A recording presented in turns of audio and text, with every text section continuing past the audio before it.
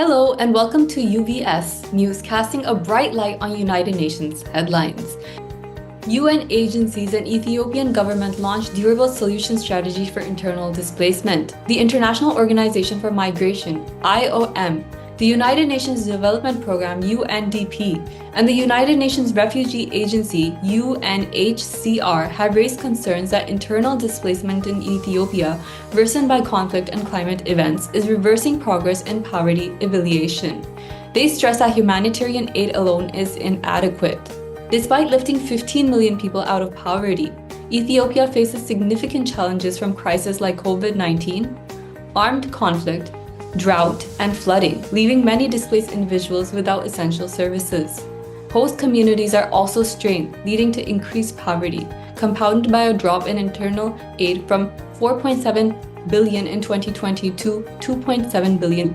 The 2004 Humanitarian Response Plan for Ethiopia is currently 47% funded. The Ethiopian government and the UN are working to address urgent needs while improving governance, investing in social services, and facilitating the safe return and integration of displaced individuals. Middle East, Gaza food markets in decay as starvation looms. Reports from Gaza highlight ongoing bombardments, potential starvation, and widespread despair with essential items in critically short supply, as warned by UN officials. The World Food Programme, WFP, described local markets as in decay, noting a near total absence of fresh foods, eggs, and meat, with prices soaring to unprecedented levels. UN hunger experts have indicated that famine thresholds may have already been surpassed in northern Gaza. Additionally, the UNFPA reported that over 155,000 expectant and new mothers are facing extreme hunger and trauma, compounded by the fact that fewer than half of Gaza's hospitals and only 74 of 133 primary health centers are operational. Global diabetes crisis surges to 800 million cases.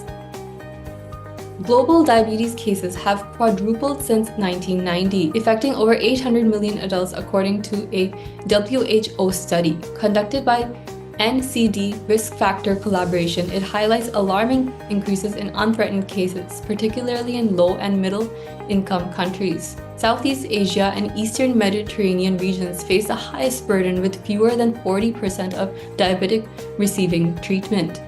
WHO calls for urgent action, emphasizing policies promoting healthy lifestyles and equitable access to care, aiming for 80% of patients to achieve good glycemic control by 2030. 1,000 days of war. Ukrainian women lead war recovery and resilience. Ukrainian women play a vital role in humanitarian and recovery efforts amid Russia's ongoing war. They lead 50% of new businesses, and over 62,000 serve in the military, including 5,000 on front lines. Women face increased risks such as gender-biased violence and limited access to healthcare and jobs, with 8 million needing humanitarian aid in 2024. Supported by UN Women, they provide aid, legal support, and socio-social care, showcasing resilience and leadership in rebuilding communities. Energy giants invest $500 million to boost global access to sustainable energy. BP, Equinor, Shell, and Total Energies have committed $500 million to enhance global energy access, focusing on underserved areas in sub-Saharan Africa and Asia.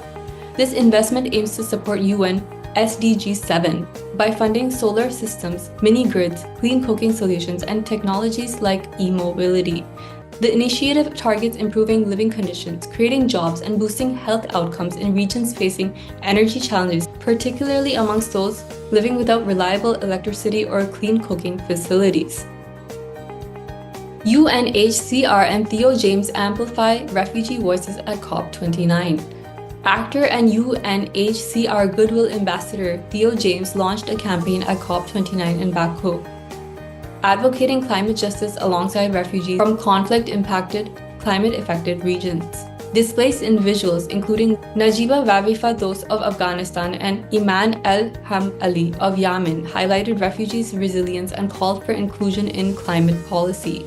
UNHCR's report underscores that 75% of forcibly displaced persons face severe climate impacts. This initiative seeks to center refugee perspectives in global climate action with training and engagement at major forums to strengthen their advocacy. UN chiefs support small island nations' demand for urgent climate action at COP29.